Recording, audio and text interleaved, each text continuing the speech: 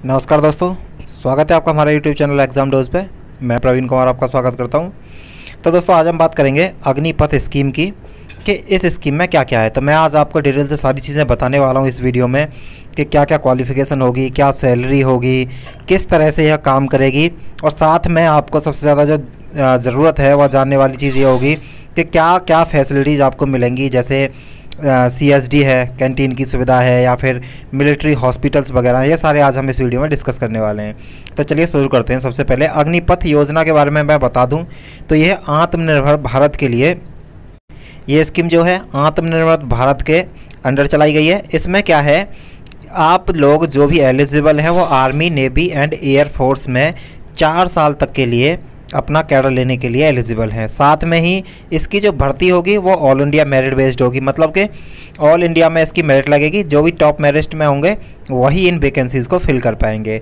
साथ ही इसका जो टेन्योर होगा वह भी 4 साल का होगा। इसमें सबसे बड़ी चीज़ ध्यान में रखने वाली बात है कि इंक्लूडिंग ट्रेनिंग टाइम इसमें 4 साल है, मतलब 4 साल आपको ट्रेनिंग पीरियड भी इसमें काउंट होगा।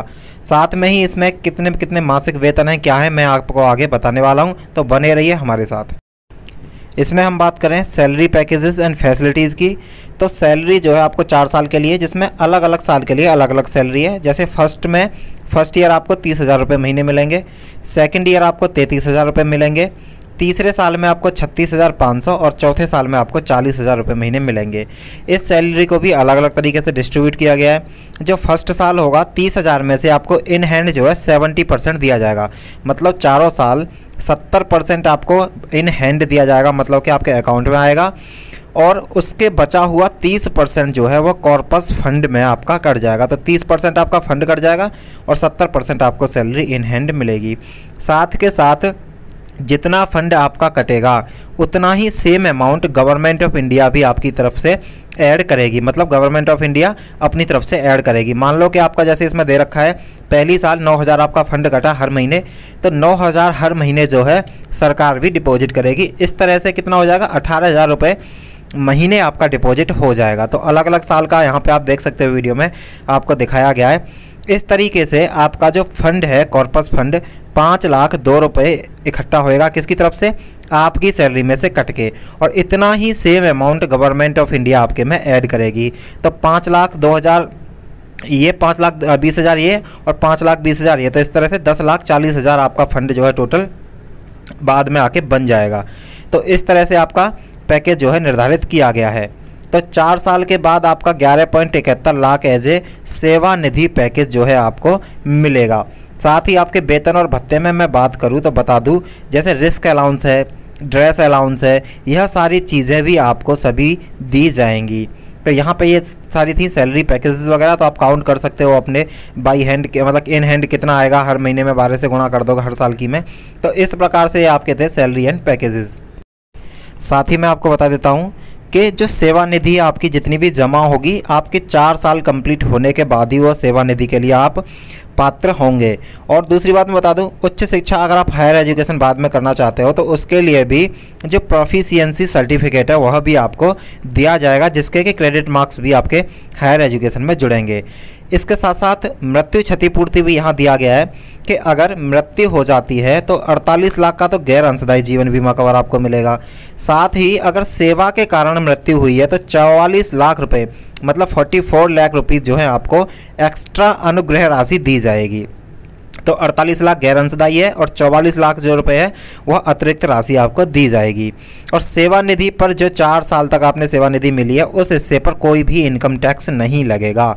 अगर मृत्यु के अलावा अगर डिसेबिलिटीज़ अगर हो जाती हैं तो डिसेबिलिटीज़ का अपना अपना परसेंटेज होता है, जैसे 100% डिसेबिलिटी है, या 75% है, या 50% है। तो डिसेबिलिटी जो भी मेडिकल अफसर उसको डिसाइड कर देगा कि कितने % डिसेबिलिटी है, उसके अकॉर्डिंग आपको पैसा मिलेगा।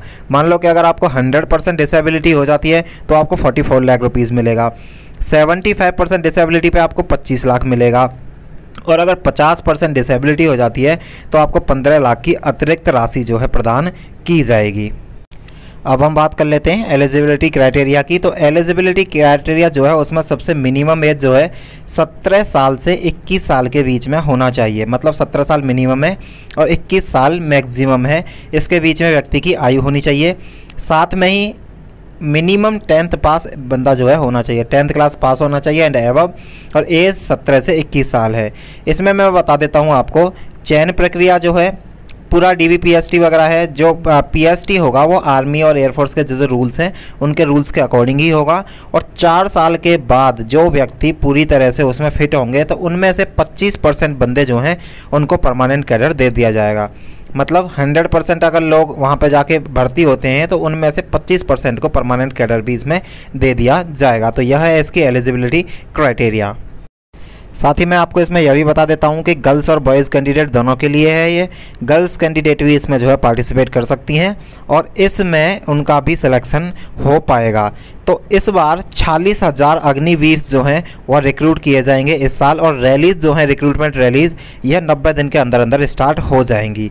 तो यह था सारा अग्निपथ स्कीम जो है उसके बारे में। अब मैं कुछ अपने पर्सनल थॉट्स यहाँ रखना चाहता हूँ कि जैसे मान लो 17 साल से 21 साल तक का इसमें 4 साल के लिए टेम्परेरी कैडर एक तरह से दिया गया है, क्योंकि यार 25% ही तो लोगों को परमानेंट कैडर बाद में दिया जाएगा।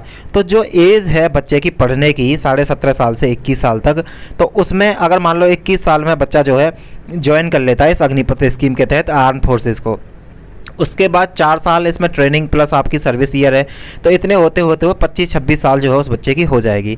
उसके बाद वो हायर एजुकेशन करेगा। हायर एजुकेशन के बाद क्या है, उसकी सभी जगह से तो ओवर एज हो जाएगी, ऑलमोस्ट ओवर एज हो जाएगी। साथ में अब बचा क्या उसके पास, या तो वो आर्म फोर्सेस में इसमें से 25% पे सेलेक्ट हो जाए, नहीं हुआ तो उसका जो मैक्सिमम टाइम पीरियड है या फिर जो उसकी यंग एज है जिसमें कि वह किसी और की मेहनत करके पढ़ाई कर सकता था, किसी में सिलेक्शन ले सकता था, वो सारी चीज़ें जो है यहाँ पे रुक जाएंगी। अच्छा, इसके फ़ायदे क्या हैं?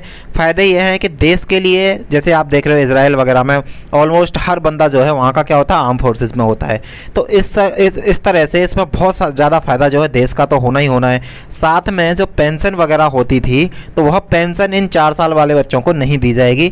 तो पेंशन में जो पैसा बहुत ज़्यादा जाता था वह पैसा जो है वह भी यहाँ से बच जाएगा। तो इस तरह से इसमें कुछ मेरिट्स हैं, कुछ डीमेरिट्स हैं। तो आप अपने कमेंट्स यहाँ रख सकते हो कि अग्निपथ जो है स्कीम क्या यंग स्टूडेंट्स के लिए बेटर है या फिर नहीं है। आप अपने कमेंट्स मुझे यहाँ बता सकते हो, और इससे रिलेटेड कोई भी डाउट है तो आप मुझे यहाँ कमेंट बॉक्स में लिख सकते हो। मैं सभी का जवाब आपको यहाँ दूंगा। Thank you for watching.